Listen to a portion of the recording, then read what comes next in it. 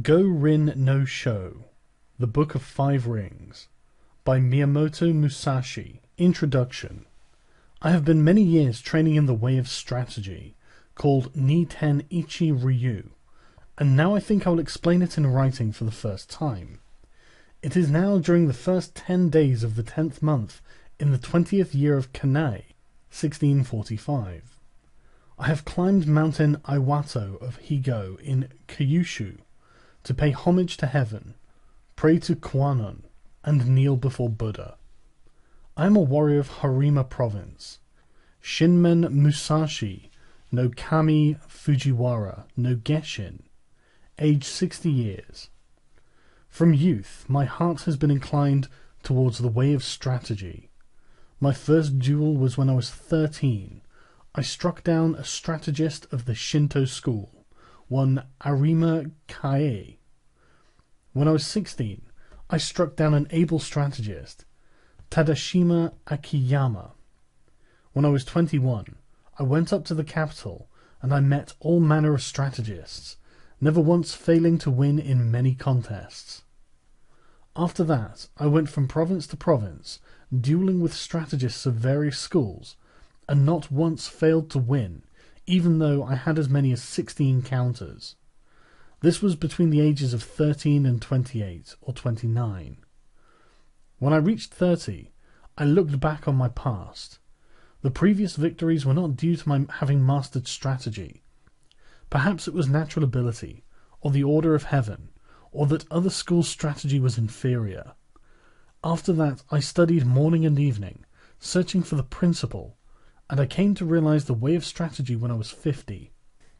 Since then, I have lived without following any particular way. Thus, with the virtue of strategy, I practice many arts and abilities, all things with no teacher. To write this book, I did not use the law of Buddha or the teachings of Confucius, neither old war chronicles nor books on martial tactics. I take up my brush to explain the true spirit of this Ichi school, as it is mirrored in the way of heaven and Kwannon. The time is the night of the 10th day of the 10th month, at the hour of the tiger, 3 to 5 a.m. The Book of Earth. Strategy is the craft of the warrior. Commanders must enact the craft, and troopers should know this way. There is no warrior in the world today who really understands the way of strategy. There are various ways. This is the way of salvation by the law of Buddha, the way of Confucius governing by the way of learning, the way of healing as a doctor, as a poet teaching the way of waka, tea, archery, and many arts and skills. Each man practices as he feels inclined. It is said that the warrior's is the twofold way of pen and sword, and he should have a taste for both ways. Even if a man has no natural ability, he can be a warrior by sticking assiduously to both divisions of the way. Generally speaking, the way of the warrior is resolute acceptance of death. Although not only warriors but priests, women, peasants, and lowlier folk have been known to die readily in the cause of duty or out of shame, this is a different thing. The warrior is different in that studying the way of strategy is based on overcoming men. By victory gained in crossing swords with individuals, or in joining battle with large numbers, can we attain power and fame for ourselves or for our Lord. This is the virtue of strategy. The way of strategy. In China and Japan, practitioners of the way have been known as masters of strategy. Warriors must learn this way. Recently, there have been people getting on in the world as strategists, but they are usually just sword fencers. The attendants of the Kashima Kantori shrines of the province of Hitachi received instruction from the gods and made schools based on this teaching, traveling from country to country instructing men. This is a recent meaning of strategy. In olden times, strategy was listed among the 10 abilities and 7 arts as a beneficial practice. It was certainly an art, but as a beneficial practice, it was not limited to sword fencing. The true value of sword fencing cannot be seen within the confines of sword fencing technique. If we look at the world, we see arts for sale. Men use equipment to sell their own selves. As if with the nut and the flower, the nut has to become less than the flower.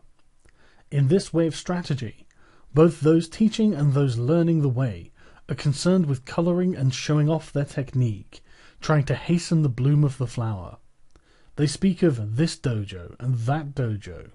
They are looking for profit. Someone once said, "Immature strategy is the cause of grief." That was a true saying. There are 4 ways in which men pass through life: as gentlemen, farmers, artisans, and merchants. The way of the farmer, using agricultural instruments, he sees springs through to autumns with an eye on the changes of the season. The second is the way of the merchant. The winemaker obtains his ingredients and puts them to use to make his living. The way of the merchant is always to live by taking profit. This is the way of the merchant. Thirdly, the gentleman warrior, carrying the weaponry of his way. The way of the warrior is to master the virtue of his weapons. So must he not have a little taste for this? Fourthly, the way of the artisan. The way of the carpenter is to become proficient in the use of his tools, first to lay his plans with true measure and then perform his work according to plan. Thus he passes through life. These are the 4 ways of the gentleman, the farmer, the artisan, and the merchant. Comparing the way of the carpenter to strategy. The comparison with carpentry is through the connection with houses. Houses of the nobility, houses of warriors, the 4 houses, ruin of houses, thriving of houses, the style of the house, the tradition of the house, and the name of the house. The carpenter uses a master plan of the building, and the way of strategy is similar in that there is a plan of campaign. If you want to learn the craft of war, ponder over this book. The teacher is as a needle, the disciple is as thread. You must practice constantly. Like the foreman carpenter, the commander must know natural rules, and the rules of the country, and the rules of houses. This is the way of the foreman. The foreman carpenter must know the architectural theory of towers and temples, and the plans of palaces, and must employ men to raise up houses. The way of the foreman carpenter is the same as the way of the commander of a warrior house. In the construction of houses, choice of woods is made. Straight, unknotted timber of good appearance is used for the revealed pillars. Straight timber with small defects is used for the inner pillars. Timber of the finest appearance, even if a little weak, is used for the thresholds, lintels, and doors, and sliding doors, and so on. Good strong timber, though it be gnarled and knotted, can always be used discreetly in construction. Timber which is weak or knotted throughout should be used as scaffolding, and then later for firewood. The foreman carpenter allots his men work according to their ability. Floor layers, makers of sliding doors, thresholds and lintels, ceilings, and so on. Those of poor ability lay the floor joist, and those of lesser ability carve wedges, and do such miscellaneous work. If the foreman knows and deploys his men well, the finished work will be good. The foreman should take into account the abilities and limitations of his men, circulating among them and asking nothing unreasonable. He should know their morale and spirit, and encourage them where necessary. This is the same of the principle of strategy. The way of strategy. Like a trooper, the carpenter sharpens his own tools. He carries his equipment in his toolbox, and works under the direction of his foreman. He makes columns and girders with an axe, shapes floorboards and shelves with a plane. He cuts fine openwork and carvings accurately, giving as excellent a finish as his skill will allow. This is the craft of carpenters. When the carpenter becomes skilled and understands measures, he can become a foreman. The carpenter's attainment is, having tools which will cut well, to make small shrines, writing shelves, tables, paper lanterns, chopping boards, and pot lids. These are the specialities of the carpenter. Things are similar for the trooper. You ought to think deeply about this. The attainment of the carpenter is that his work is not warped, that the joints are not misaligned, and that the work is truly planned so that it will meet well and is not merely finished in sections. This is essential. If you want to learn this way, deeply consider the things written in this book one at a time. You must do sufficient research. Outline of the 5 books of this book of strategy. The way is shown in 5 books concerning different aspects. These are earth, water, fire, wind, and void.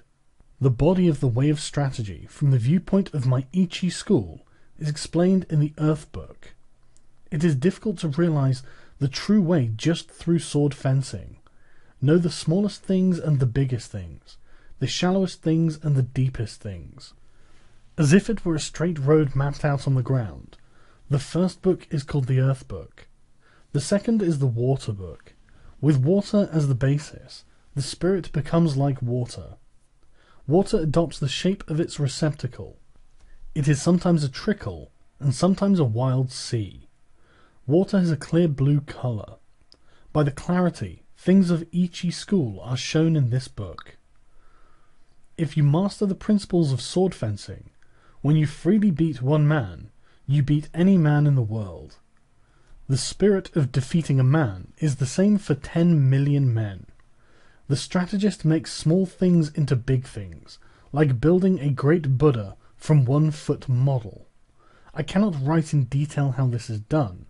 The principle of strategy is having one thing to know 10,000 things. Things of Ichi school are written in this, the Water Book. The third is the Fire Book. This book is about fighting. The spirit of fire is fierce, whether the fire be small or big, and so it is with battles. The way of battles is the same for man-to-man fights, and for 10,000-a-side battles. You must appreciate that spirit can become big or small. What is big is easy to perceive. What is small is difficult to perceive. In short, it is difficult for large numbers of men to change position, so their movements can be easily predicted. An individual can easily change his mind, so his movements are difficult to predict. You must appreciate this. The essence of this book is that you must train night and day in order to make quick decisions. In strategy, it is necessary to treat training as a part of normal life, with your spirit unchanging. Thus, combat in battle is described in the Fire Book. Fourthly, the Wind Book. This book is not concerned with my Ichi school, but with other schools of strategy. By wind I mean old traditions, present-day traditions, and family traditions of strategy. Thus, I clearly explain the strategies of the world. This is tradition. It is difficult to know yourself if you do not know others. To all ways there are side tracks. If you study a way daily, and your spirit diverges, you may think you are obeying a good way, but objectively it is not the true way. If you are following the true way and diverge a little, this will later become a large divergence. You must realize this. Other strategies have come to be thought of as merely sword fencing, and it is not unreasonable that this should be so. The benefit of my strategy, although it includes sword fencing, lies in a separate principle. I have explained what is commonly meant by strategy in other schools, in the tradition (Wind Book). Fifthly, the Book of the Void. By void I mean that which has no beginning and no end. Attaining this principle means not attaining the principle. The way of strategy is the way of nature. When you appreciate the power of nature, knowing the rhythm of any situation, you will be able to hit the enemy naturally and strike naturally. All of this is the way of the void. I intend to show how to follow the true way according to nature in the Book of the Void. The name Ichi Ryu ni To, one school, two schools. Warriors, both commanders and troopers, carry 2 swords at their belt. In olden times, these were called the long sword and the sword. Now they are known as the sword and the companion sword. Let it suffice to say that in our land, whatever the reason, a warrior carries 2 swords at his belt. It is the way of the warrior.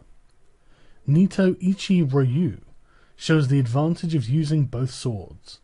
The spear and the halberd are both weapons that are carried out of doors. Students of the Ichi school way of strategy should train from the start with the sword and the long sword in either hand. This is the truth. When you sacrifice your life, you must make fullest use of your weaponry. It is false not to do so, and to die with a weapon yet undrawn. If you hold a sword with both hands, it is difficult to wield it freely to left and right, so my method is to carry the sword in one hand. This does not apply to large weapons, such as the spear or halberd, but to swords and companion swords that can be carried in one hand. It is encumbering to hold a sword with both hands when you're on horseback, when running on uneven roads, on swampy ground, muddy rice fields, stony ground, or in a crowd of people. To hold the long sword in both hands is not the true way, for if you carry a bow or spear or other arms in your left hand, you have only one hand free for the long sword. However, when it is difficult to cut an enemy down with one hand, you must use both hands. It is not difficult to wield a sword in one hand. The way to learn this is to train with 2 long swords, one in each hand. It will seem difficult at first, but everything is difficult at first. Bows are difficult to draw, halberds are difficult to wield. As you become accustomed to the bow, so your pull will become stronger. When you become used to wielding the long sword, you will gain the power of the way and wield the sword well. As I will explain in the second book, the Water Book, there is no fast way of wielding the long sword. The long sword should be wielded broadly, and the companion sword closely. This is the first thing to realize. According to this Ichi school, you can win with a long weapon, and yet you can also win with a short weapon. In short, the way of the Ichi school is the spirit of winning, whatever the weapon and whatever the size. It is better to use 2 swords rather than one when you are fighting a crowd, and especially if you want to take a prisoner. These things cannot be explained in detail. From one thing know 10,000 things. When you attain the way of strategy, there will not be one thing you cannot see. You must study hard. The benefits of the 2 characters reading strategy. Masters of the long sword are called strategists. As for other military arts, those who master the bow are called archers. Those who master the spear are called spearmen. Those who master the gun are called marksmen. Those who master the halberd are called halberdiers. But we do not call masters of the way of the long sword long swordsmen, nor do we speak of companion swordsmen, because bows, guns, spears, and halberds are all warriors' equipment. They are certainly part of strategy. To master the virtue of the longsword is to govern the world and oneself. Thus, the longsword is the basis of strategy. The principle is strategy by means of the longsword. If he attains the virtue of the longsword, one man can beat 10 men. Just as one man can beat 10, so 100 men can beat 1,000, and 1,000 men can beat 10,000. In my strategy, one man is the same as 10,000, so this strategy is the complete warrior's craft. The way of the warrior does not include other ways, such as Confucianism, Buddhism, certain traditions, artistic accomplishments, and dancing.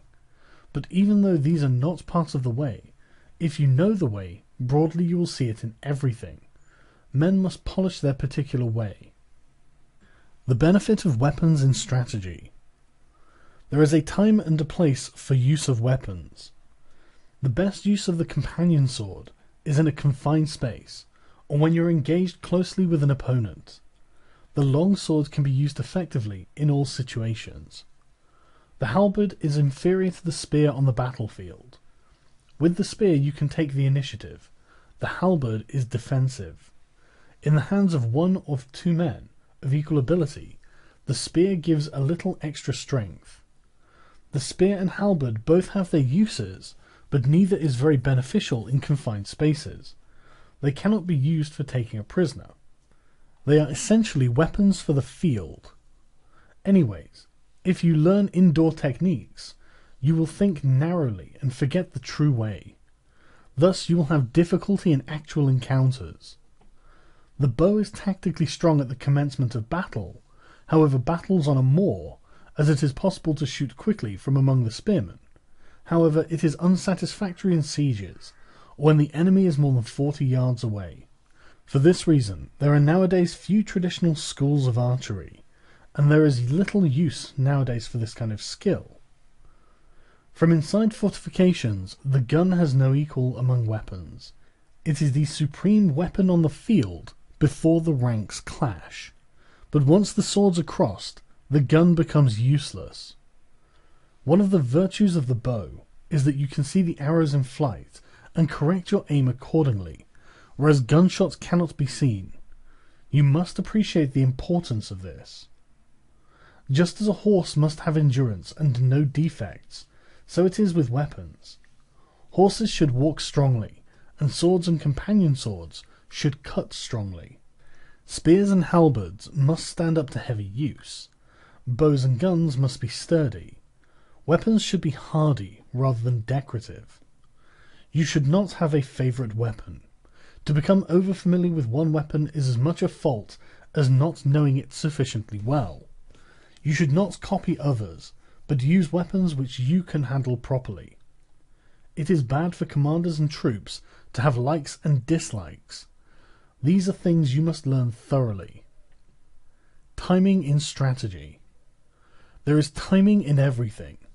Timing in strategy cannot be mastered without a great deal of patience. Timing is important in dancing and pipe or string music, for they are in rhythm only if timing is good. Timing and rhythm are also involved in the military arts, shooting bows and guns and riding horses. In all skills and abilities, there is timing. There is also timing in the void. There is timing in the whole life of the warrior, in his thriving and declining, in his harmony and discord. Similarly, there is timing in the way of the merchant, in the rise and fall of capital. All things entail rising and falling timing. You must be able to discern this. In strategy, there are various timing considerations. From the outset, you must know the applicable timing and inapplicable timing, and from among the large and small things, and the fast and slow timings, find the relevant timing, first seeing the distance timing and the background timing. This is the main thing in strategy. It will be especially important to know the background timing, otherwise your strategy will become uncertain. You will win in battles with the timing in the void, born of the timing of cunning, by knowing the enemy's timing, and this using a timing which the enemy does not expect. All of the 5 books are chiefly concerned with this timing. You must train sufficiently to appreciate all of this. If you practice day and night in the above Ichi school strategy, your spirit will naturally broaden. Thus is a large-scale strategy, and the strategy of hand-to-hand combat propagated in the world. This is recorded for the first time in the 5 books of Earth, Water, Fire and Wind and Void. This is the way for men who want to learn my strategy. Do not think dishonestly. The way is in training. Become acquainted with every art. Know the ways of all professions. Distinguish between gain and loss in worldly matters. Develop intuitive judgment and understanding for everything. Perceive those things which cannot be seen. Pay attention even to trifles. Do nothing which is of no use. It is important to start by setting these broad principles in your heart and train in the way of strategy. If you do not look at these things on a large scale, it will be difficult for you to master strategy.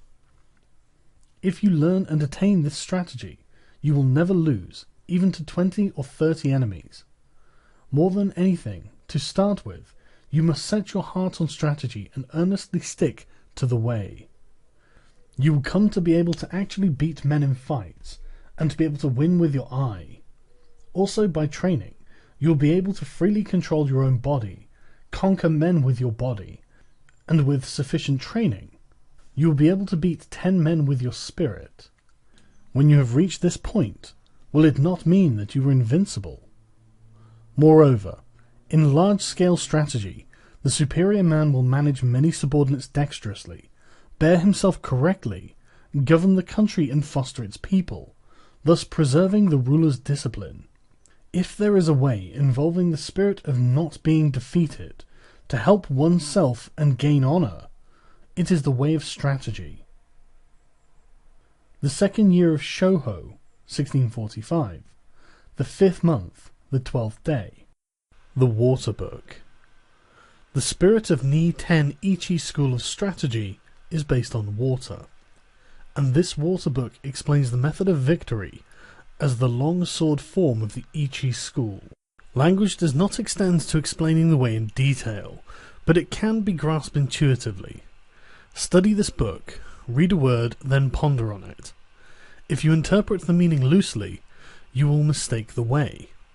The principles of strategy are written down here in terms of single combat, but you must think broadly so that you attain an understanding for 10,000-a-side battles. Strategy is different from other things, in that if you mistake the way even a little, you will become bewildered and fall into bad ways.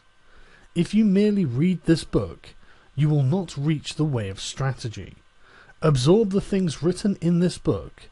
Do not just read, memorize, or imitate, but so that you may realize the principle from within your own heart, study hard to absorb these things into your body. Spiritual bearing in strategy. In strategy, your spiritual bearing must not be any different from normal. Both in fighting and in everyday life, you should be determined through calm. Meet the situation without tenseness, yet not recklessly. Your spirit settled, yet unbiased. Even when your spirit is calm, do not let your body relax.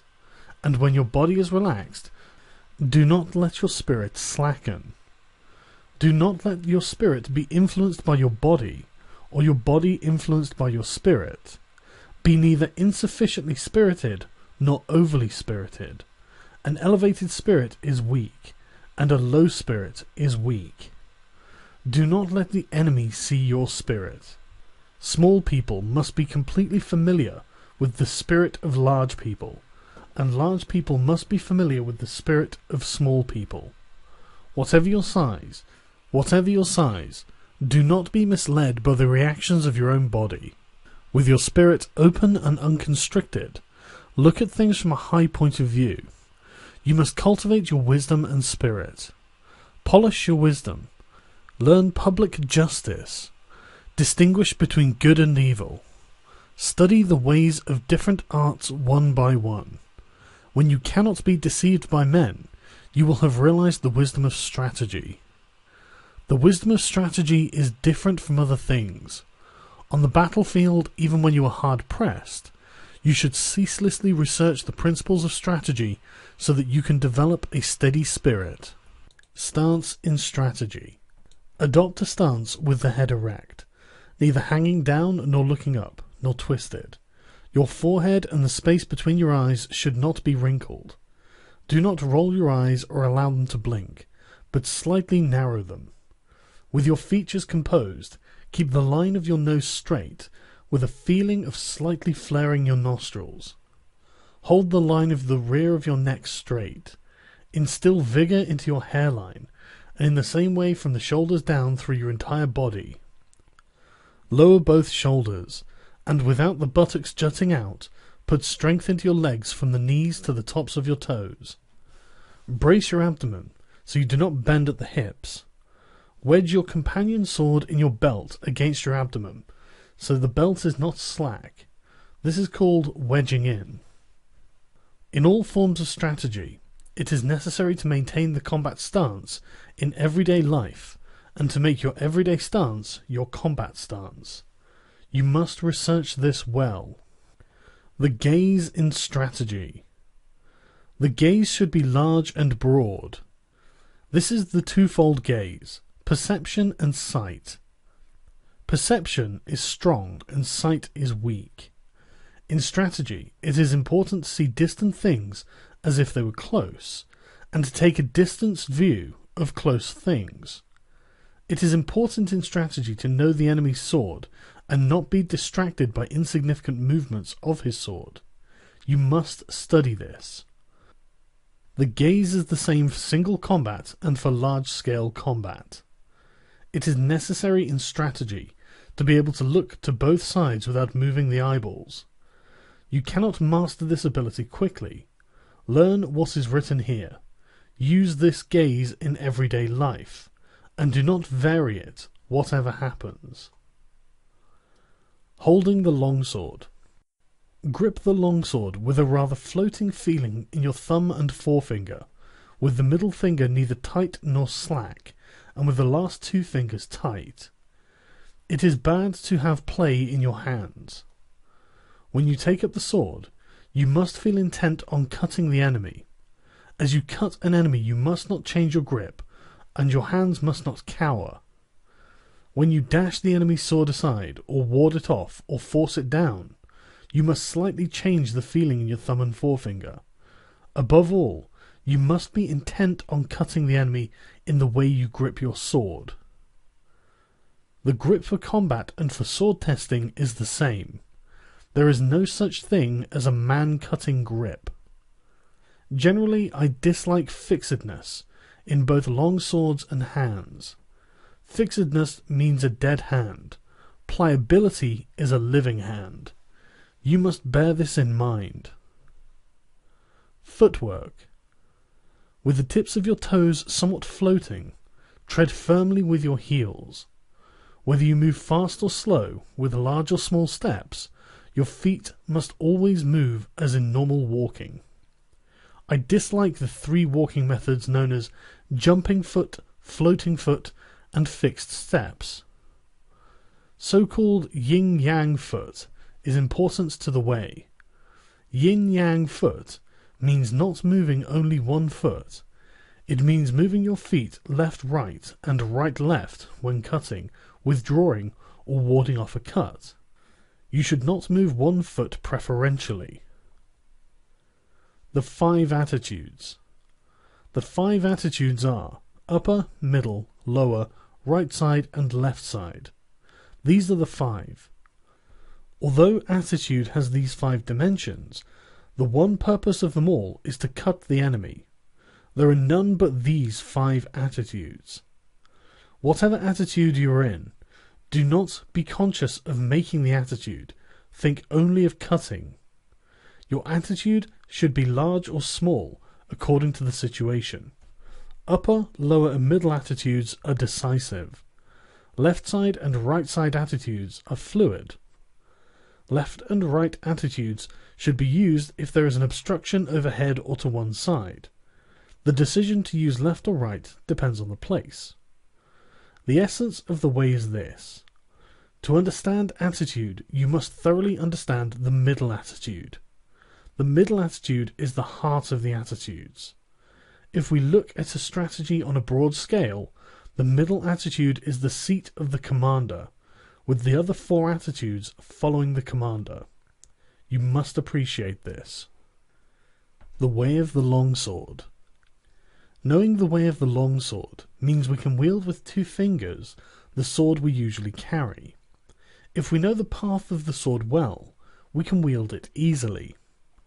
If you try to wield the longsword quickly, you will mistake the way. To wield the longsword well, you must wield it calmly. If you try to wield it quickly, like a folding fan or a short sword, you will err by using short sword chopping. You cannot cut a man with a long sword using this method. When you have cut downwards with the long sword, lift it straight upwards. When you cut sideways, return the sword along the sideways path. Return the sword in a reasonable way, always stretching the elbows broadly. Wield the sword strongly. This is the way of the sword. If you learn to use the 5 approaches of my strategy, you will be able to wield a sword well. You must train constantly. The 5 approaches. The first approach is the middle attitude. Confront the enemy with the point of your sword against his face.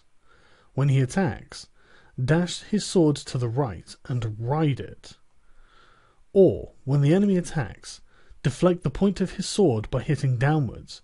Keep your long sword where it is, and as the enemy renews the attack, cut his arms from below. This is the first method. The 5 approaches are this kind of thing. You must train repeatedly using a longsword in order to learn them. When you master my way of the long sword, you will be able to control any attack the enemy makes. I assure you, there are no attitudes other than the 5 attitudes of the longsword of Ni-To. In the second approach with the longsword, from the upper attitude, cut the enemy just as he attacks. If the enemy evades the cut, keep your sword where it is, and, scooping from below, cut him as he renews the attack. It is possible to repeat the cut from here. In this method, there are various changes in timing and spirit. You will be able to understand this by training in the Ichi school. You will always win with the 5 longsword methods. You must train repeatedly. In the third approach, adopt the lower attitude, anticipating scooping up. When the enemy attacks, hit his hands from below. As you do so, he may try to hit your sword down. If this is the case, cut his upper arms horizontally with a feeling of crossing. This means that from the lower attitudes, you hit the enemy at the instant that he attacks. You will encounter this method often, both as a beginner and in later strategy. You must train holding a long sword. In the fourth approach, adopt the left side attitude. As the enemy attacks, hit his hands from below. If, as you hit his hands, he attempts to dash down your sword, with the feeling of hitting his hands, parry the path of his long sword and cut across from above your shoulder. This is the way of the long sword. Through this method you win by parrying the line of the enemy's attack. You must study this. In the fifth approach, the sword is in the right side attitude. In accordance with the enemy's attack, cross your sword from below at the side to the upper attitude, then cut straight from above. This method is essential for knowing the way of the longsword well. If you can use this method, you can freely wield a heavy long sword. I cannot describe in detail how to use these 5 approaches. You must become well acquainted with my In Harmony with the Longsword way, learn large-scale timing and understand the enemy's longsword, and become used to the 5 approaches from the outset. You will always win by using these 5 methods, with various timing considerations discerning the enemy's spirit. You must consider all of this carefully. The attitude, no attitude teaching. Attitude, no attitude means there is no need for what are known as long sword attitudes. Even so, attitudes exist as the 5 ways of holding the long sword. However you hold the sword, it must be in such a way that it is easy to cut the enemy well, in accordance with the situation, the place, and your relation to the enemy. From the upper attitude, as your spirit lessens, you can adopt the middle attitude, and from the middle attitude you can raise the sword a little in your technique and adopt the upper attitude. From the lower attitude you can raise the sword a little and adopt the middle attitudes as the occasion demands. According to the situation, if you turn your sword from either the left side or the right side attitude towards the center, the middle or lower attitude results. The principle of this is called existing attitude, non-existing attitude. The primary thing when you take a sword in your hands is your intention to cut the enemy, whatever the means. Whenever you parry, hit, spring, strike, or touch the enemy's cutting sword, you must cut the enemy in the same movement. It is essential to attain this. If you think only of hitting, springing, striking, or touching the enemy, you will not be able to actually cut him. More than anything, you must be thinking of carrying your movement through to cutting him. You must thoroughly research this. Attitude in strategy on a larger scale is called battle array. Such attitudes are all for winning battles. Fixed formation is bad. Study this well. To hit the enemy in one timing. In one timing means, when you have closed with the enemy, to hit him as quickly and directly as possible, without moving your body or settling your spirit, while you see that he is still undecided. The timing of hitting before the enemy decides to withdraw, break, or hit. This is called one timing. You must train to achieve this timing, to be able to hit in the timing of an instant. The abdomen timing of 2. When you attack and the enemy quickly retreats, as you see him tense, you must feint a cut. Then, as he relaxes, follow up and hit him. This is the abdomen timing of 2. It is very difficult to attain this merely by reading this book, but you will soon understand with a little instruction. No design, no conception. In this method, when the enemy attacks and you decide to attack, hit with your body and hit with your spirit, and hit from the void with your hands, accelerating strongly. This is the no design, no conception cut. This is the most important method of hitting. It is often used. You must train hard to understand it. The flowing water cut. The flowing water cut is used when you are struggling blade to blade with the enemy. When he breaks and quickly withdraws trying to spring with his long sword, expand your body and spirit, and cut him as slowly as possible with your long sword, following your body like stagnant water. You can cut with certainty if you learn this. You must discern the enemy's grade. The continuous cut. When you attack and the enemy also attacks, and your swords spring together in one action, cut his head, hands, and legs. When you cut several places with one sweep of the long sword, it is called the continuous cut. You must practice this cut, as it is often used. With detailed practice, you should be able to understand it. The fire and stones cut. The fire and stones cut means that when the enemy's longsword and your longsword clash together, you cut as strongly as possible without raising the sword even a little. This means cutting quickly with the hands, body, and legs, all three cutting strongly. If you train well enough, you will be able to strike strongly. The red leaves cut. The red leaves cut means knocking down the enemy's longsword. The spirit should be getting control of his sword. When the enemy is in longsword attitude in front of you and intent on cutting, hitting, and parrying, you strongly hit the enemy's sword with the fire and stones cut, perhaps in the design of the no design, no conception cut. If you then beat down the point of his sword with a sticky feeling, he will necessarily drop the sword. If you practice this cut, it becomes easy to make the enemy drop his sword. You must train repetitively.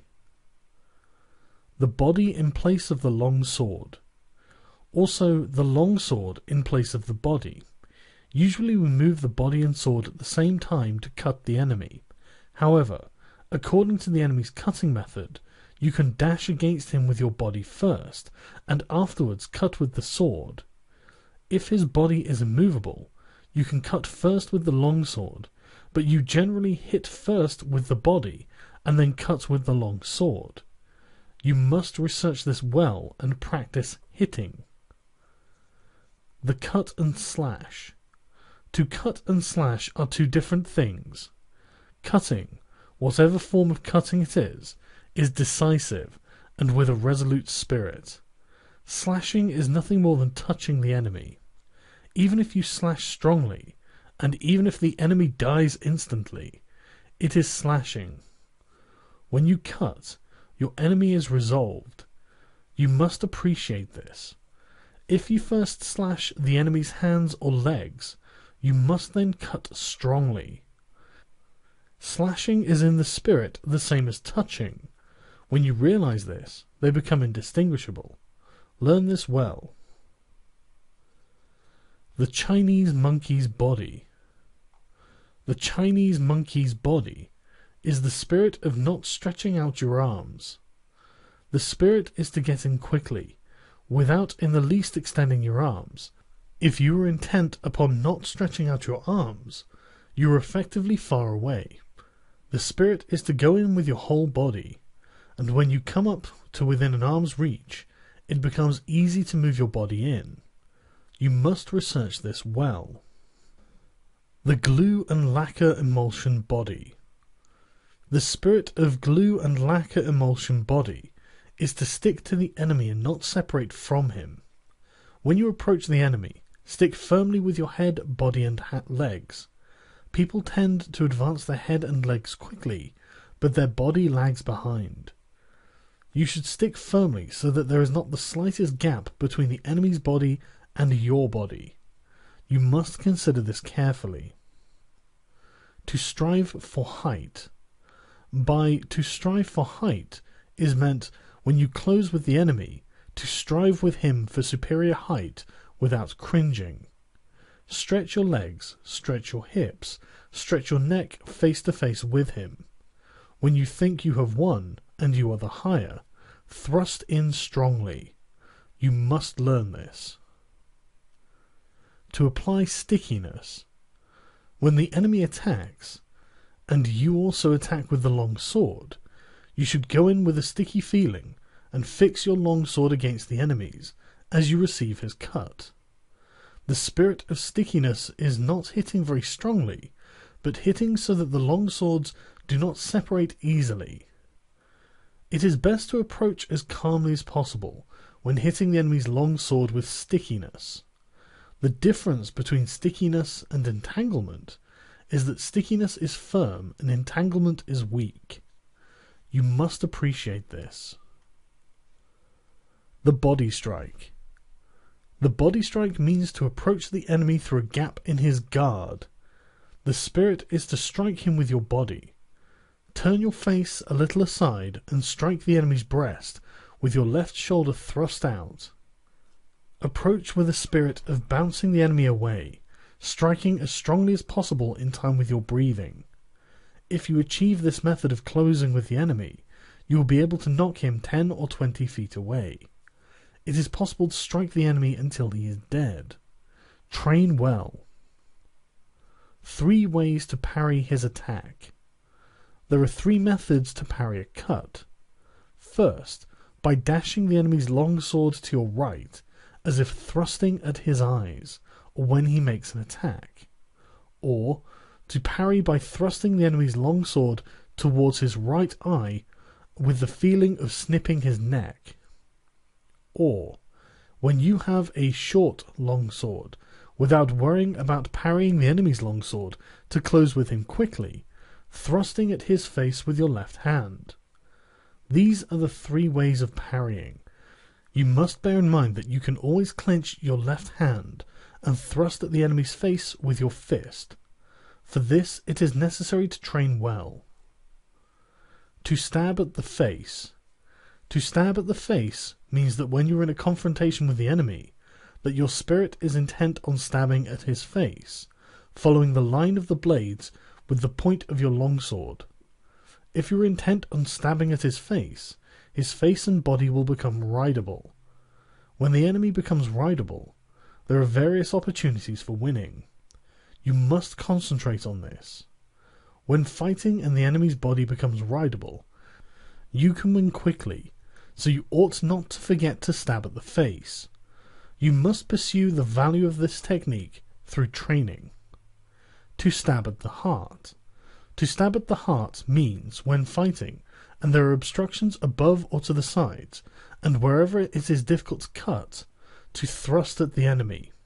You must stab at the enemy's breast without letting the point of your longsword waver, showing the enemy the ridge of the blade square on, and with the spirit of deflecting his longsword.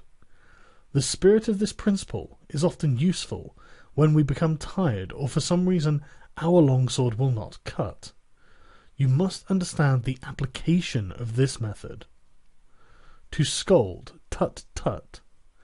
Scold means that when the enemy tries to countercut you as an attack, you countercut again from below as if thrusting at him, trying to hold him down.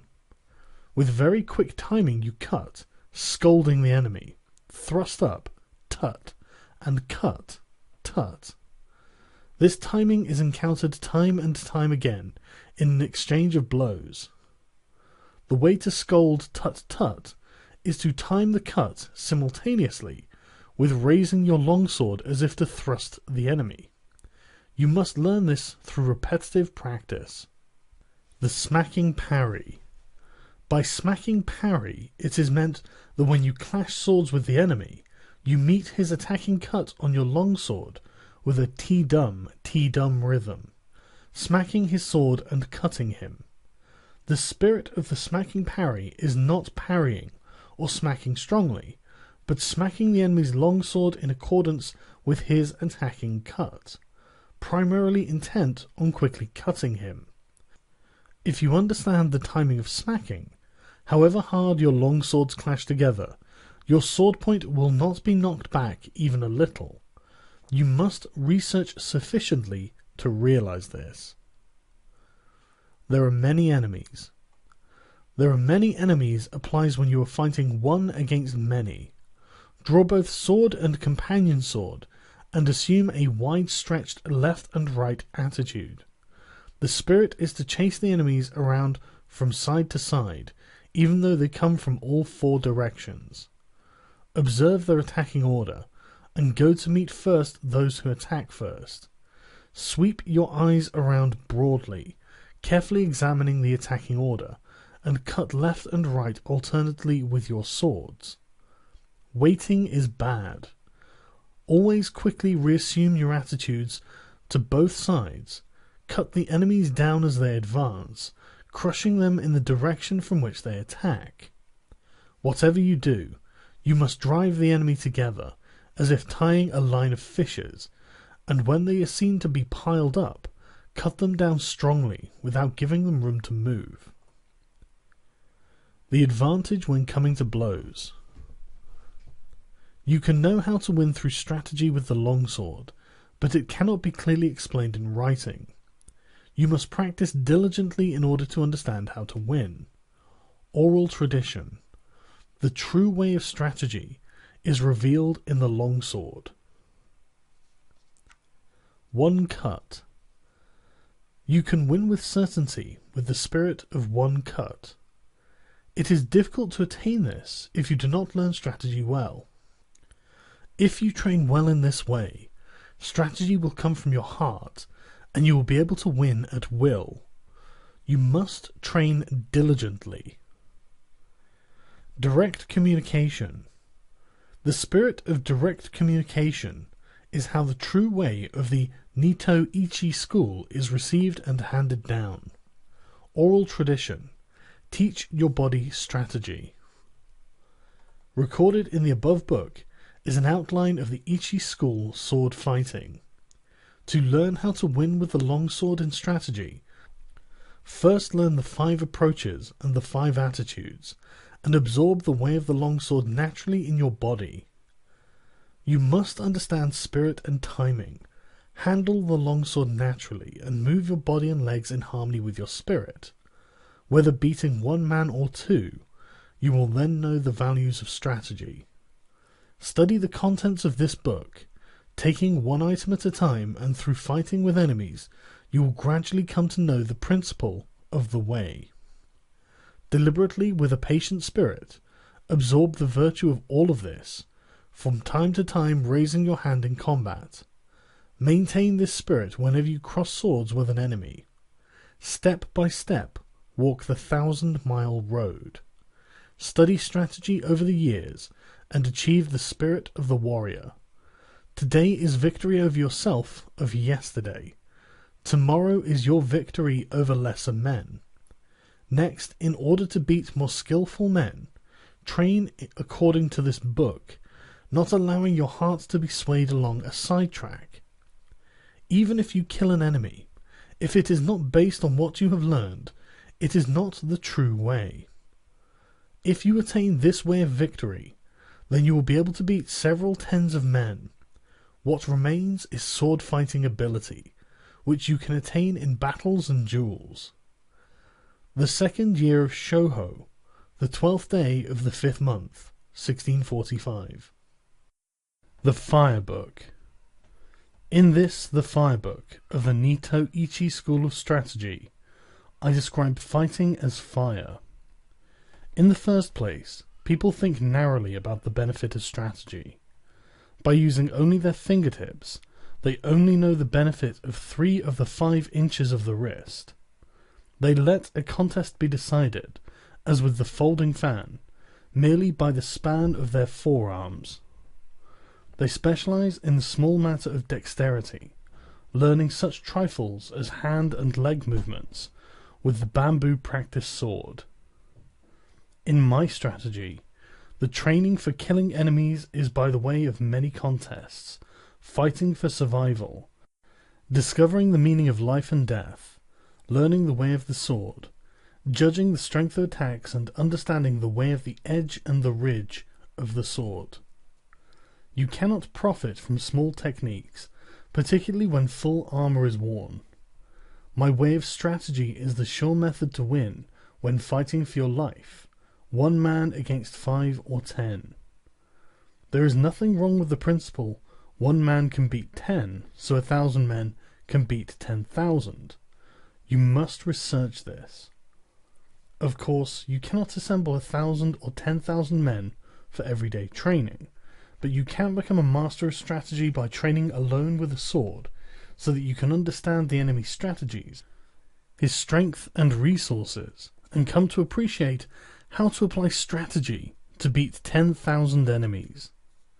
Any man who wants to master the essence of my strategy must research diligently, training morning and evening.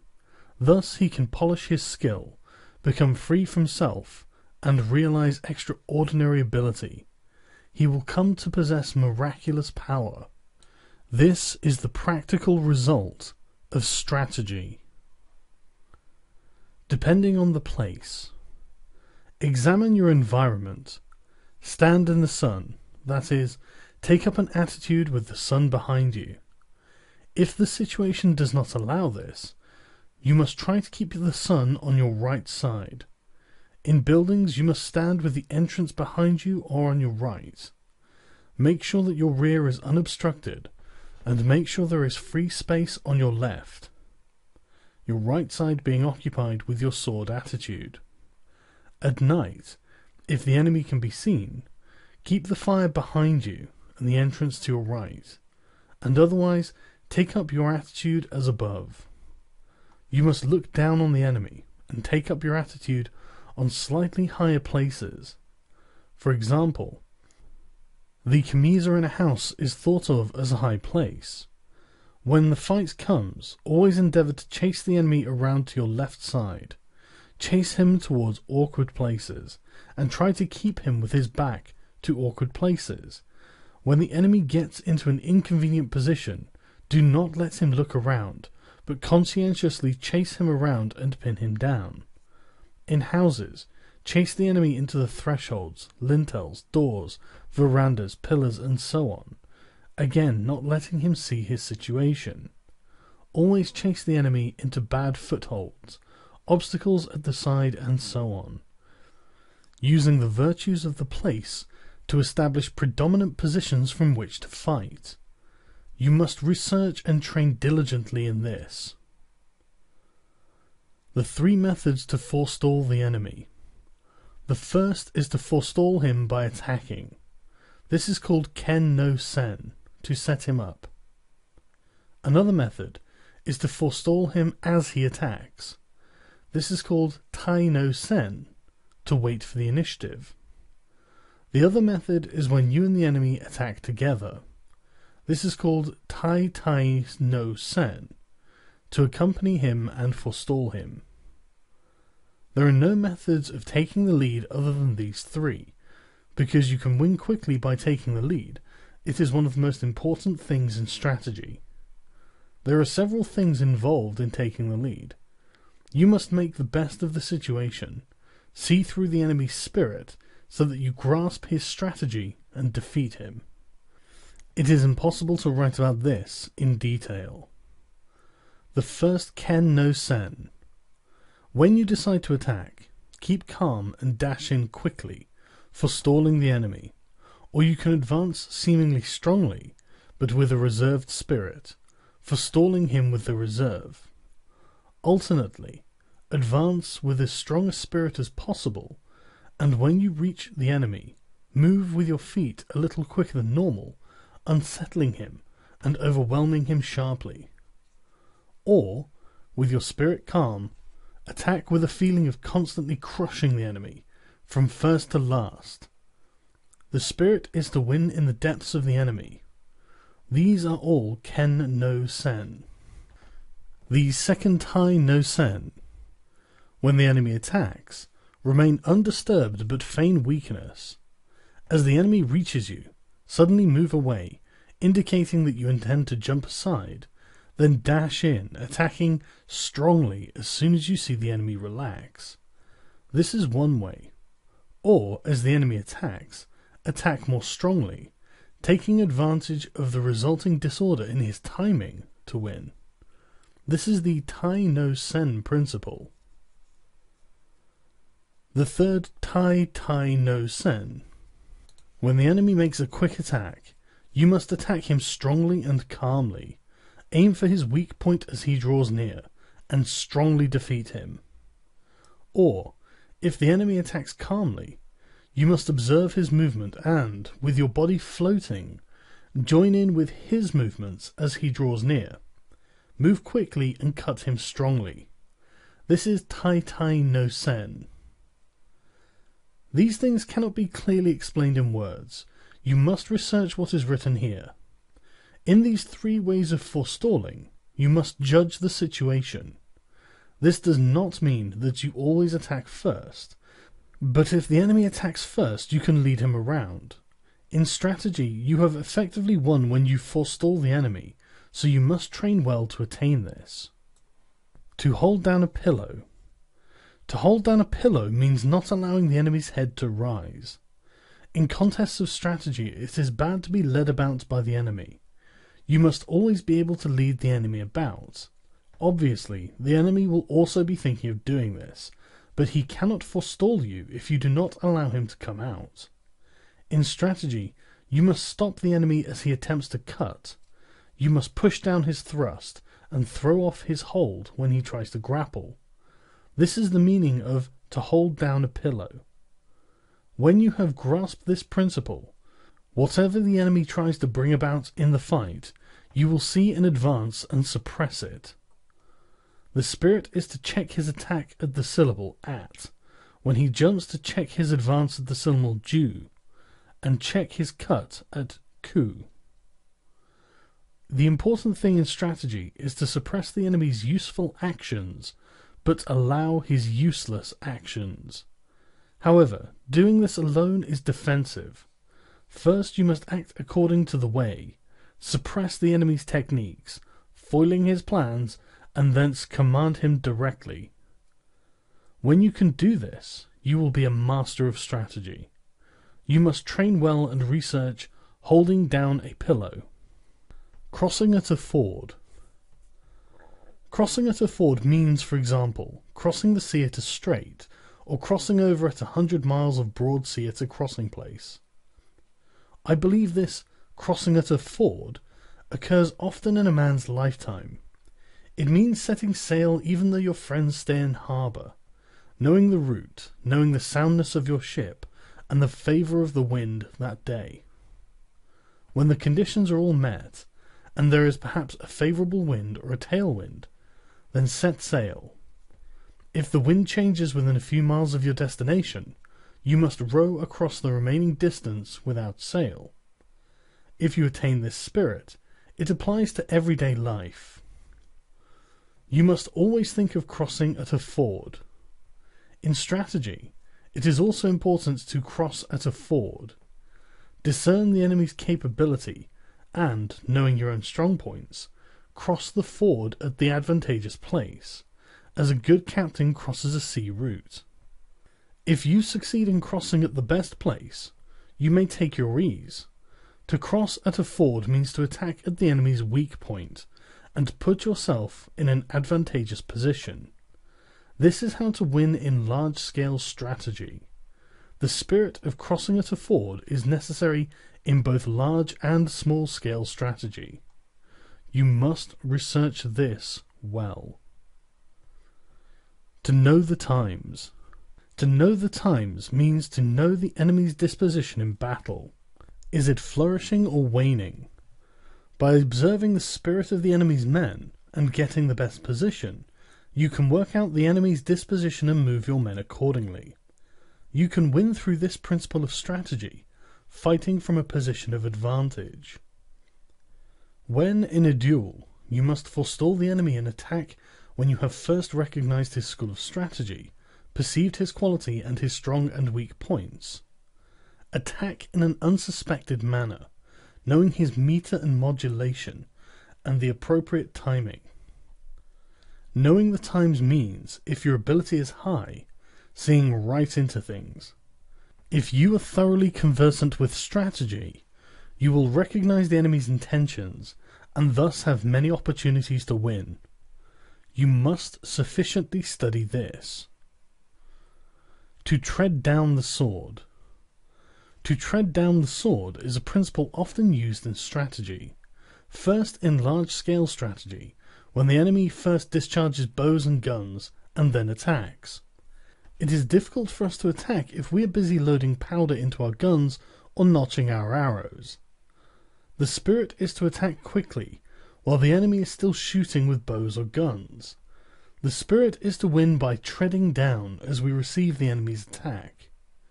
In single combat, we cannot get a decisive victory by cutting, with a T-dum feeling.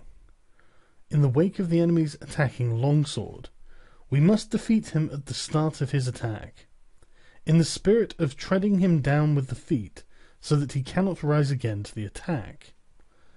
Treading does not simply mean treading with the feet. Tread with the body, tread with the spirit, and of course, tread and cut with the longsword. You must achieve the spirit of not allowing the enemy to attack a second time. This is the spirit of forestalling in every sense.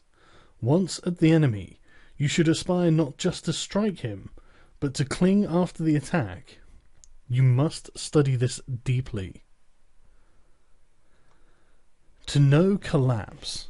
Everything can collapse. Houses, bodies, and enemies collapse when their rhythm becomes deranged. In large-scale strategy, when the enemy starts to collapse, you must pursue him without letting the chance go. If you fail to take advantage of your enemy's collapse, they may recover. In single combat, the enemy sometimes loses timing and collapses. If you let this opportunity pass, he may recover, and not be so negligent thereafter. Fix your eye on the enemy's collapse, and chase him, attacking so that you do not let him recover. You must do this. The chasing attack is with a strong spirit. You must understand utterly how to cut down the enemy. To become the enemy. To become the enemy means think yourself into the enemy's position. In the world, people tend to think of a robber trapped in a house as a fortified enemy. However, if we think of becoming the enemy, we feel that the whole world is against us, and there is no escape. He who is shut inside is a pheasant. He who enters to a rest is a hawk. You must appreciate this. In large-scale strategy, people are always under the impression that the enemy is strong, and so tend to become cautious. But if you have good soldiers, and if you understand the principles of strategy, and if you know how to beat the enemy, there is nothing to worry about. In single combat, also, you must put yourself in the enemy's position. If you think, here is a master of the way, who knows the principles of strategy, then you will surely lose. You must consider this deeply.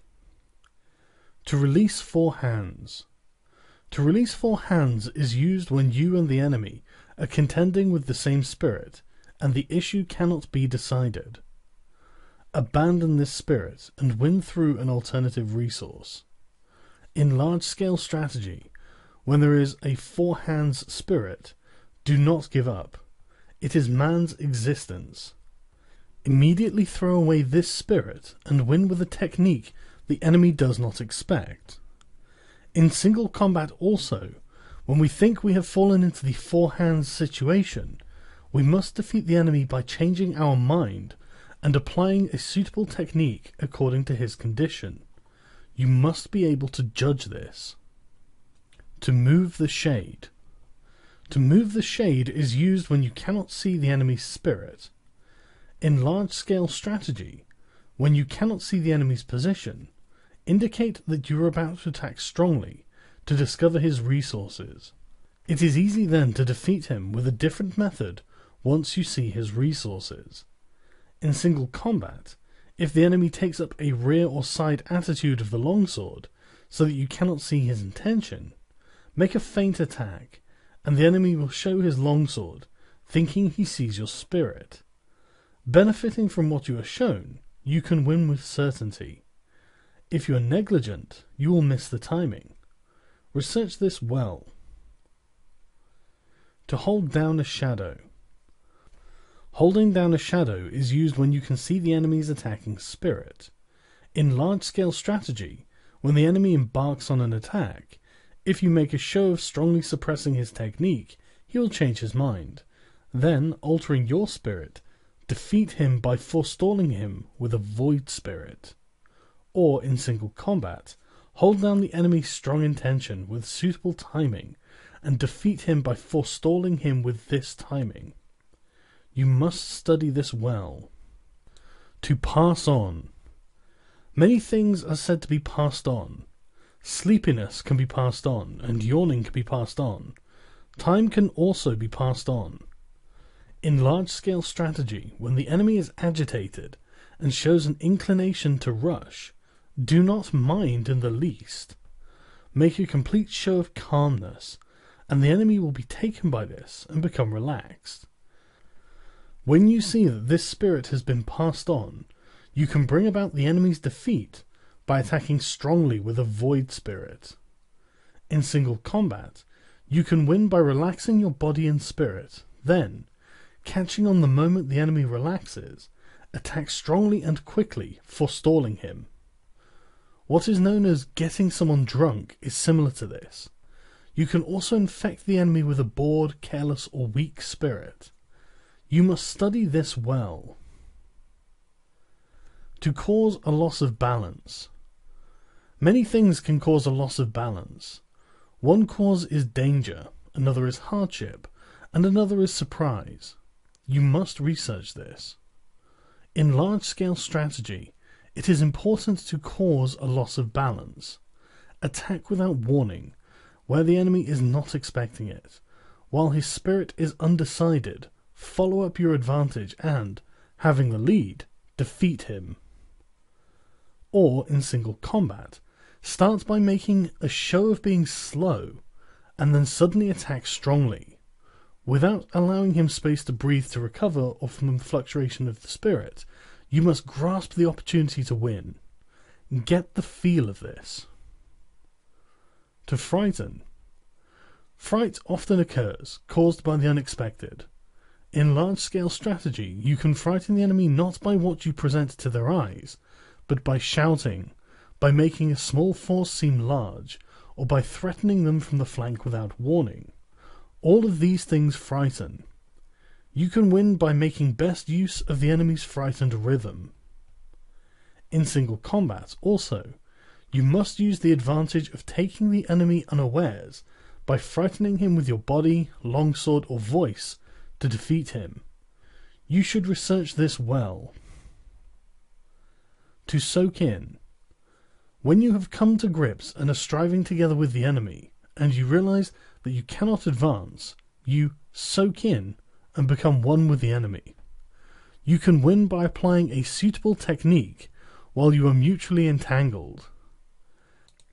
In battles involving large numbers, as well as in fights with small numbers, you can often win decisively with the advantage of knowing how to soak into the enemy, whereas when you draw apart, you would lose the chance to win. Research this well. To injure the corners. It is difficult to move strong things by pushing directly. so you should injure the corners. In large-scale strategy, it is beneficial to strike at the corners of an enemy's force. If the corners are overthrown, the spirit of the whole body will be overthrown. To defeat the enemy, you must follow up the attack when the corners have fallen. In single combat, it is easy to win once the enemy collapses. This happens when you injure the corners of his body and weaken him. It is important to know how to do this, so you must research this deeply. To throw into confusion. This means making the enemy lose resolve. In large-scale strategy, we can use your troops to confuse the enemy on the field. Observing the enemy's spirit, we can make him think here, there, like that, like this, slow, fast. Victory is certain when the enemy is caught up in a rhythm that confuses his spirit. In single combat, we can confuse the enemy by attacking with varied techniques when the chance arises. Feint a thrust or a cut, or make the enemy think you are going too close to him. When he is confused, you can easily win. This is the essence of fighting, and you must research it deeply. The three shouts. The three shouts are divided thus: before, during, and after. Shout according to the situation. The voice is a thing of life. We shout against fires and so on, against the wind and the waves. The voice shows energy. In large-scale strategy, at the start of the battle, we shout as loudly as possible. During the fight, the voice is low-pitched, shouting out as we attack. After the contest, we shout in the wake of our victory. These are the three shouts. In single combat, we make as if to cut and shout "A" at the same time to disturb the enemy. Then in the wake of our shout, we cut with the longsword. We shout after we have cut down the enemy. This is to announce victory. This is called sen go no ko, before and after voice. We do not shout simultaneously with flourishing the longsword. We shout during the fight to get into rhythm. Research this deeply. To mingle. In battles, when the armies are in confrontation, attack the enemy's strong points, and when you see that they are beaten back, quickly separate and attack yet another strong point on the periphery of his force. The spirit of this is like a winding mountain path. This is an important fighting method for one man against many.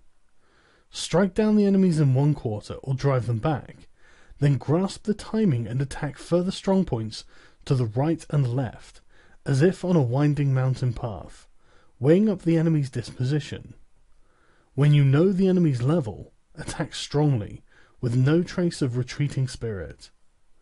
In single combat too, use this spirit with the enemy's strong points. What is meant by mingling is the spirit of advancing and becoming engaged with the enemy and not withdrawing even one step. You must understand this.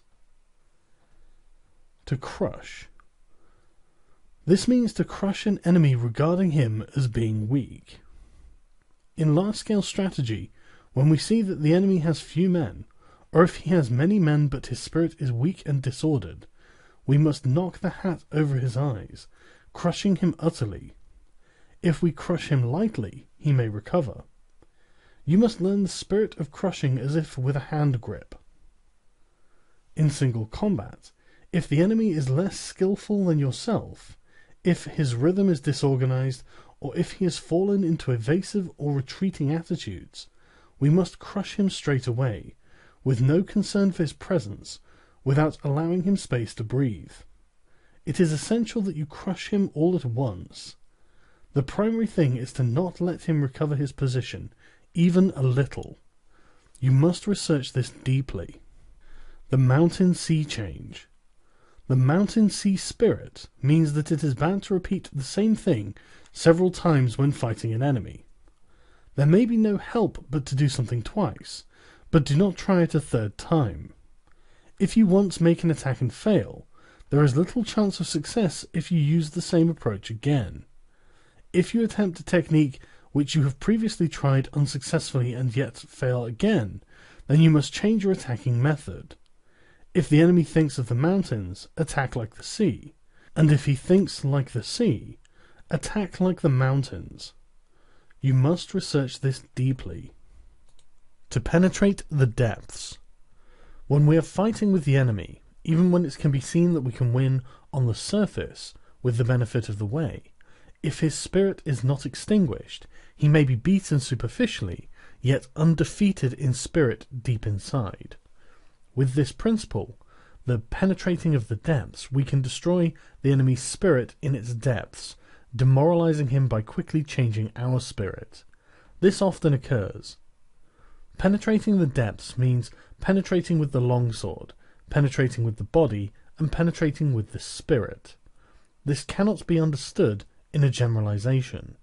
Once we have crushed the enemy in the depths, there is no need to remain spirited, but otherwise we must remain spirited. If the enemy remains spirited, it is difficult to crush him. You must train in penetrating the depths for large-scale strategy and also single combat. To renew.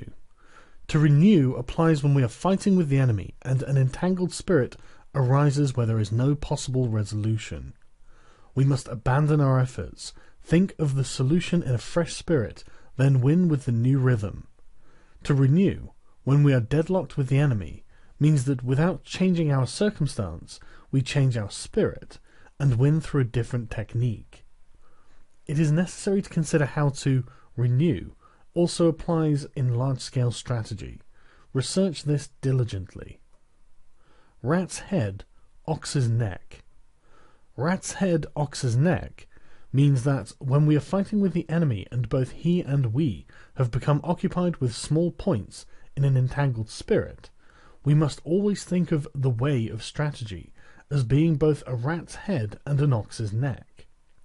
Whenever we have become preoccupied with small details, we must suddenly change into a large spirit, interchanging large with small. This is one of the essences of strategy. It is necessary that the warrior think in this spirit in everyday life.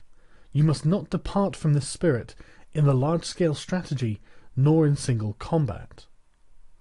The commander knows the troops. The commander knows the troops applies everywhere in fights, in my way of strategy. Using the wisdom of strategy, think of the enemy as your own troops. When you think in this way, you can move him at will and will be able to chase him around. You become the general, and the enemy becomes your troops. You must master this. To let go the hilt. There are various kinds of spirit involved in letting go the hilt. There is the spirit of winning without a sword. There is also the spirit of holding the longsword but not winning. The various methods cannot be expressed in writing. You must train well. The body of a rock. When you have mastered the way of strategy, you can suddenly make your body like a rock, and 10,000 things cannot touch you. This is the body of a rock. You will not be moved. Oral tradition. What is recorded above has been constantly on my mind about Ichi school sword fencing, written down as it came to me. This is the first time I have written about my technique, and the order of things is a bit confused. It is difficult to express it clearly. This book is a spiritual guide for the man who wishes to learn the way. My heart has been inclined to the way of strategy from my youth onwards. I have devoted myself to training my hand, tempering my body, and attaining my many spiritual attitudes of sword fencing. If we watch men of other schools discussing theory and concentrating on techniques with the hands, even though they seem skillful to watch, they have not the slightest true spirit. Of course, men who study in this way think they are training the body and spirit, but it is an obstacle to the true way, and its bad influence remains forever. Thus, the true way of strategy is becoming decadent and dying out. The true way of sword fencing is the craft of defeating the enemy in a fight, and nothing other than this. If you attain and adhere to the wisdom of my strategy, you need never doubt that you will win. The 2nd year of Shouho, the 5th month, the 12th day, 1645. The Wind Book. In strategy you must know the ways of other schools, and so I have written about various other traditions of strategy in the Wind Book. Without knowledge of the ways of other schools, it is difficult to understand the essence of my Ichi school. Looking at other schools, we find that some specialize in techniques of strength using extra long swords. Some schools study the way of the short sword, known as the kodachi. Some schools teach dexterity in large numbers of sword techniques, teaching attitudes of the sword as the surface and the way as the interior. That none of these are the true way I show clearly in the interior of this book, all the vices and virtues and rights and wrongs. My Ichi school is different. Other schools make accomplishments of their means of livelihood, growing flowers and decoratively colouring articles in order to sell them. This is definitely not the way of strategy. Some of the world's strategists are concerned only with sword fencing, and limit their training to flourishing the longsword and carriage of the body. But is dexterity alone sufficient to win? This is not the essence of the way. I have recorded the unsatisfactory points of the other schools one by one in this book. You must study these matters deeply to appreciate the benefit of my Nito Ichi school. Other schools using extra long swords. Some other schools have a liking for extra long swords. From the point of view of my strategy, these must be seen as weak schools. This is because they do not appreciate the principle of cutting the enemy by any means. Their preference is for the extra long sword, and, relying on the virtue of its length, they think to defeat the enemy from a distance. In this world it is said, 1 inch gives the hand advantage. But these are the idle words of one who does not know strategy. It shows the inferior strategy of a weak spirit, that men would be dependent on the length of their sword, fighting from a distance, without the benefit of strategy. I expect that there is a case for the school in question liking extra long swords, as a part of its doctrine, but as we compare this with real life, it is unreasonable. Surely we need not necessarily be defeated if we are using a long sword, and we have no long sword. It is difficult for these people to cut the enemy when at close quarters, because of the length of the long sword. The blade path is large, so the long sword is an encumbrance, and they are at a disadvantage compared to the man armed with a short companion sword. From olden times it has been said, "Great and small go together." So do not unconditionally dislike extra long swords. What I dislike is the inclination towards the long sword. If we consider large-scale strategy, we can think of large forces in terms of long swords, and small forces as short swords. Cannot few men give battle against many? There are many instances of few men overcoming many. Your strategy is of no account if, when called on to fight in a confined space, your heart is inclined to the long sword, or if you are in a house armed only with your companion sword. Besides, some men have not the strength of others. In my doctrine, I dislike preconceived narrow spirit. You must study this well. The strong longsword spirit in other schools. You should not speak of strong and weak longswords. If you just wield the longsword in a strong spirit, your cutting will become coarse, and if you use the sword coarsely, you will have difficulty in winning. If you are concerned with the strength of your sword, you will try to cut unreasonably strongly, and will not be able to cut at all. It is also bad to try and cut strongly when testing the sword. Whenever you cross swords with an enemy, you must not think of him either cutting strongly or weakly, just think of cutting and killing him. Be intent solely on killing the enemy. Do not try to cut strongly, and, of course, do not think of cutting weakly. You should only be concerned with killing the enemy. If you rely on strength, when you hit the enemy's sword, you will inevitably hit too hard. If you do this, your own sword will be carried along as a result. Thus the saying, "the strongest hand wins," has no meaning. In large-scale strategy, if you have a strong army and are relying on strength to win, but the enemy also has a strong army, the battle will be fierce. This is the same for both sides. Without the correct principle, the fight cannot be won. The spirit of my school is to win through the wisdom of strategy, paying no attention to trifles. Study this well. Use of the shorter longsword in other schools. Using a shorter longsword is not the true way to win. In ancient times, tachi and katana meant long and short swords. Men of superior strength in the world can wield even a long sword lightly, so there is no case for their liking the short sword. They can also make use of the length of spears and halberds. Some men use a shorter longsword with the intention of jumping in and stabbing the enemy at the unguarded moment when he flourishes his sword. This inclination is bad. To aim for the enemy's unguarded moment is completely defensive and undesirable at close quarters with the enemy. Furthermore, you cannot use the method of jumping inside his defense with a short sword if there are many enemies. Some men think that if they go against many enemies with a shorter sword, they can unrestrictedly frisk around, cutting in sweeps, but they have to parry cuts continuously and eventually become entangled with the enemy. This is inconsistent with the true way of strategy. The sure way to win, thus, is to chase the enemy around in a confusing manner, causing him to jump aside, with your body held strongly and straight. The same principle applies to large-scale strategy. The essence of strategy is to fall upon the enemy in large numbers, and to bring about his speedy downfall. By their study of strategy, people of the world get used to countering, evading, and retreating as the normal thing. They become set in this habit, so can easily be paraded around by the enemy. The way of strategy is straight and true.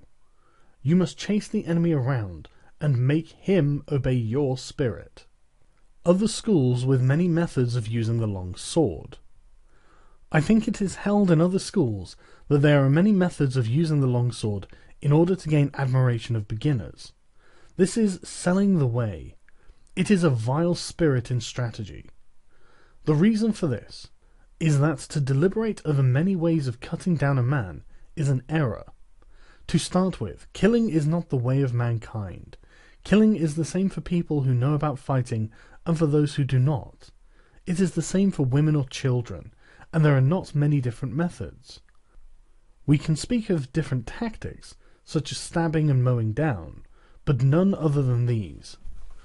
Anyway, cutting down the enemy is the way of strategy, and there is no need for many refinements of it.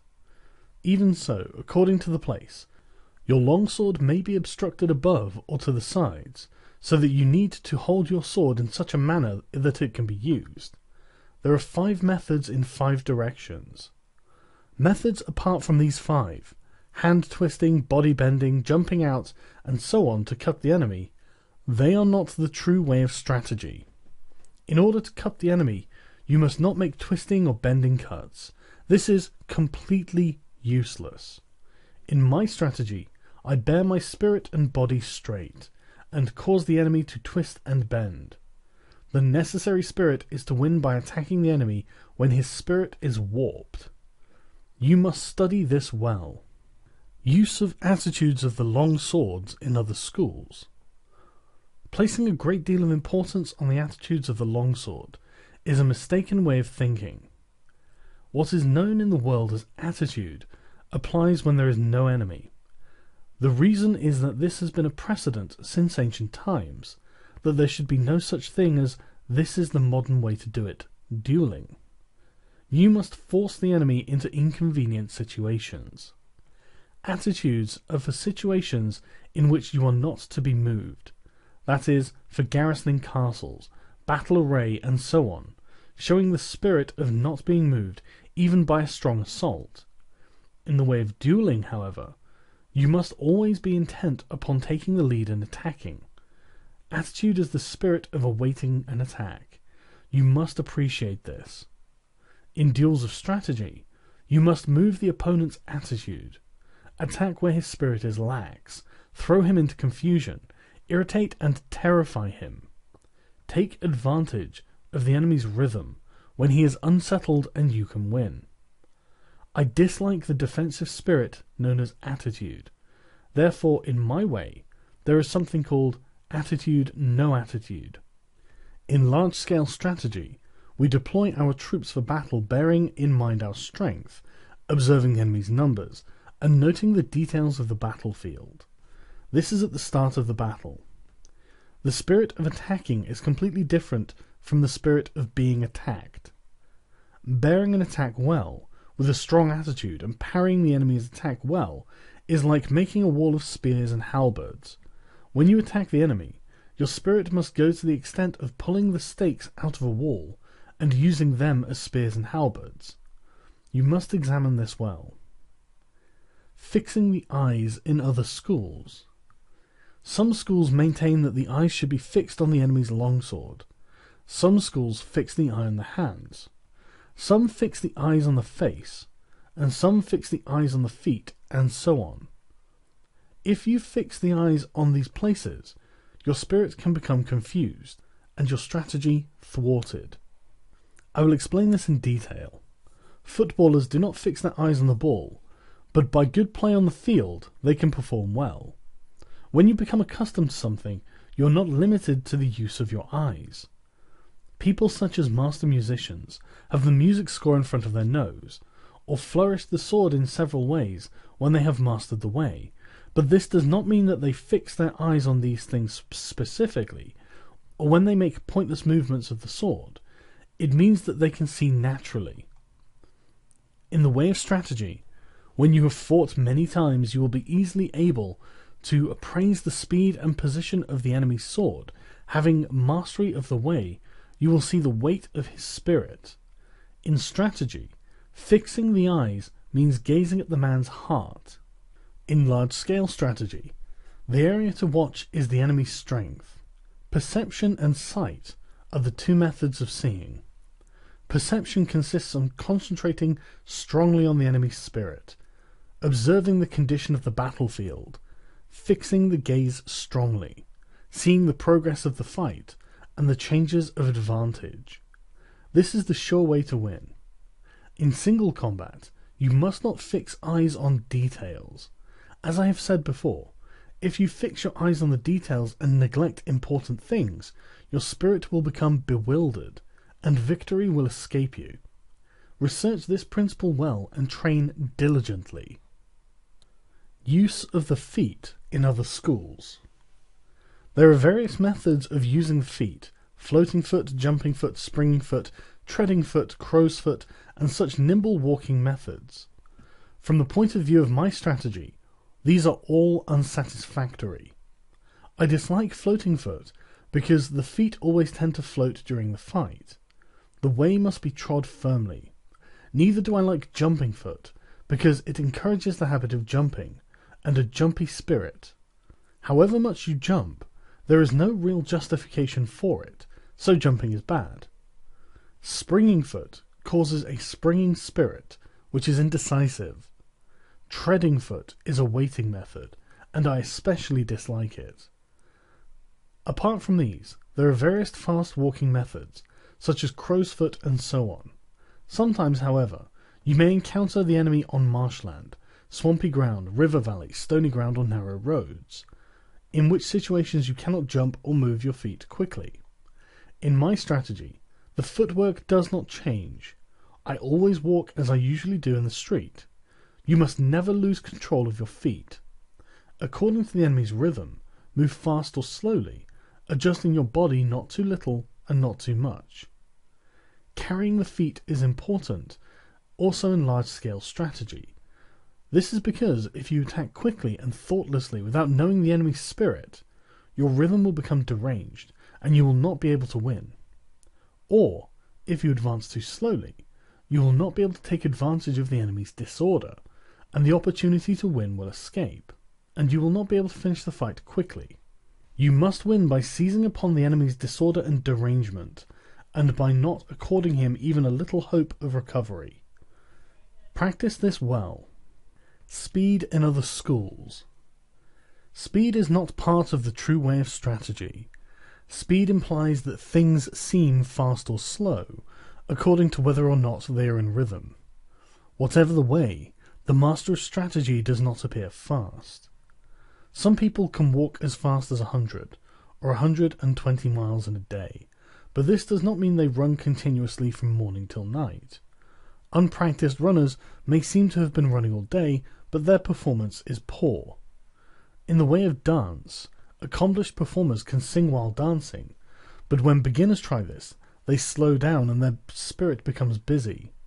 The old pine tree melody, beaten on a leather drum, is tranquil, but when beginners try this, they slow down and their spirit becomes busy. Very skillful people can manage a fast rhythm, but it is bad to beat hurriedly. If you try to beat too quickly, you will get out of time. Of course, slowness is bad. Really skillful people never get out of time, and are always deliberate, and never appear busy. From this example, the principle can be seen. What is known as speed is especially bad in the way of strategy. The reason for this is that, depending on the place, marsh or swamp and so on, it may not be possible to move the body and legs together quickly. Still less will you be able to cut quickly if you have a long sword in this situation. If you try to cut quickly, as if using a fan or short sword, you will not actually cut even a little. You must appreciate this. In large-scale strategy also, a fast, busy spirit is undesirable. The spirit must be that of holding down a pillow, when you will not even be a little late. When your opponent is hurrying recklessly, you must act contrarily, and keep calm. You must not be influenced by the opponent. Train diligently to attain this spirit. Interior and surface in other schools. There is no interior nor surface in strategy. The artistic accomplishments usually claim inner meaning and secret tradition, and interior and gait, but in combat there is no such thing as fighting on the surface, or cutting with the interior.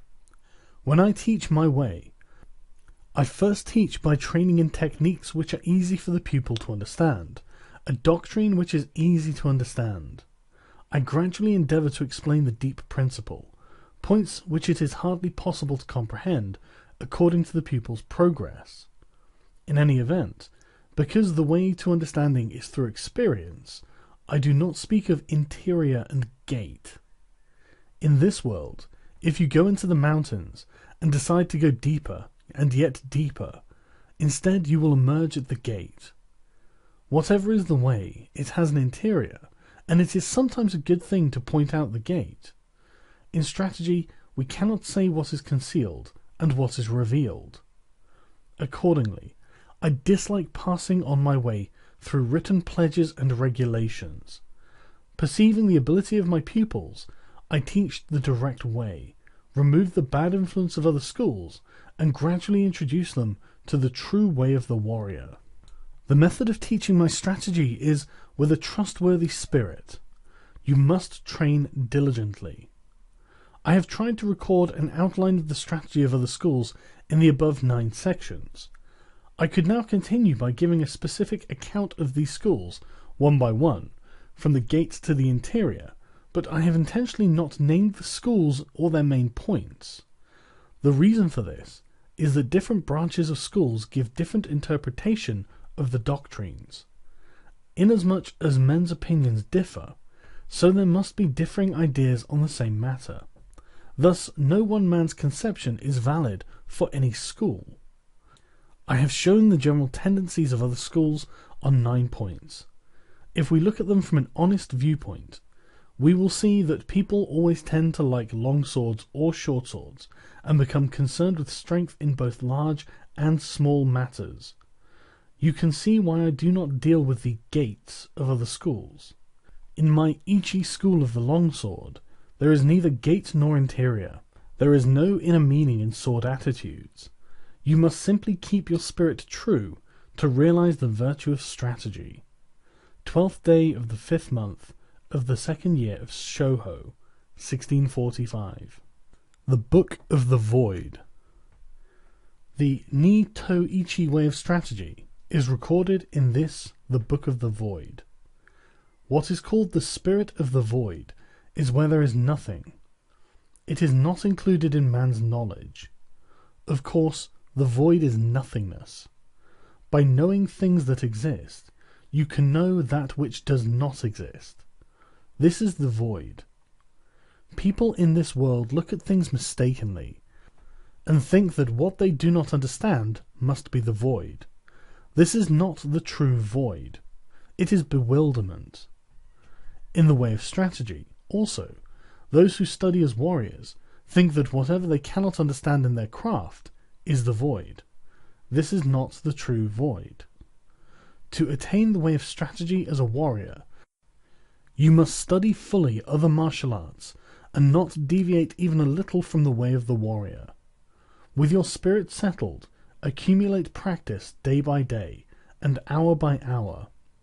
Polish the twofold spirit heart and mind, and sharpen the twofold gaze perception and sight. When your spirit is not in the least clouded, when the clouds of bewilderment clear away, there is the true void. Until you realize the true way, whether in Buddhism or in common sense, you may think that things are correct and in order. However, if we look at things objectively, from the viewpoint of the laws of the world, we see various doctrines departing from the true way.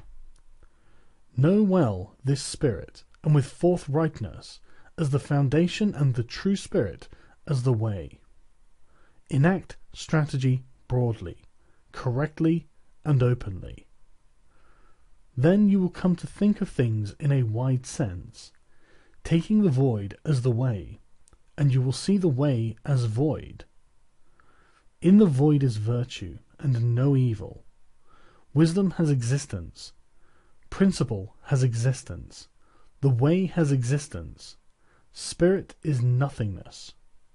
12th day of the 5th month, 2nd year of Shoho, 1645.